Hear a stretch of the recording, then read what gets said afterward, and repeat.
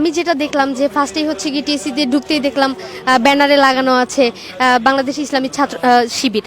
আমরা চাই তারা শুধু ঢাকা বিশ্ববিদ্যালয়ের মধ্যে সীমাবদ্ধ না থেকে বা নির্দিষ্ট কিছু স্থানে সীমাবদ্ধ না রেখে এটা অবশ্যই সারা বাংলাদেশব্যাপী করা উচিত। প্রত্যেকটা বিশ্ববিদ্যালয়, স্কুল, কলেজ, এমনকি বড় বড় প্রতিষ্ঠান, এমনকি খোলা মাঠে আমাদের এই দিকগুলো নিয়ে আগানো উচিত। তাহলে প্রত্যেকটা মানুষ বুঝবে, ইভেন যেই গ্রামে গঞ্জে জুলাই অভ্যুত্থান এখনো পৌঁছায়নি, যেই বৃদ্ধ বাবা মা জানেন এখনো জুলাই অভ্যুত্থান কি হয়েছিল, তাদের কাছেও হয়তো পৌঁছাবে, তারাও হয়তো আমাদের মর্মটা বুঝবে। কিছু ছবি টাঙানো নিয়ে ফেসবুকে বেশ তোলপাড় শুরু হয়েছিল।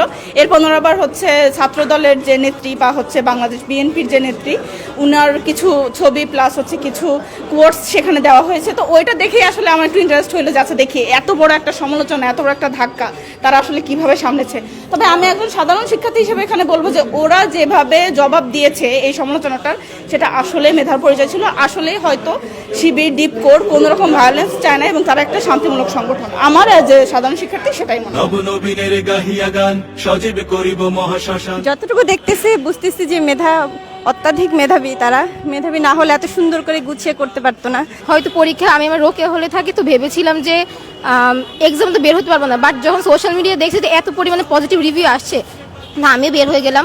তো ওভারঅল সব কিছু দেখে খুবই ভালো লাগলো। বিশেষ করে 2024-এর 5 আগস্ট বের হয়ে আমার যে অনুভূতিটা কাজ করছিল, মানুষের মধ্যে সেম আমেজ, সেই স্বৈরাচার পতনের যে একটা অনুভূতি, সেটা যে কি সেটা আমার ভাষায় প্রকাশ করতে পারবো না। বিশেষ করে ছাত্র শিবিরকে অবশ্যই ধন্যবাদ।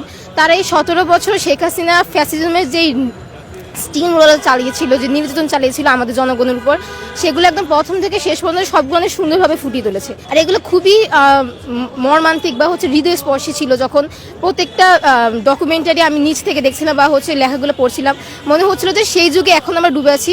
মানে ইটস লাইক এ গ্লুজ বাম্পস।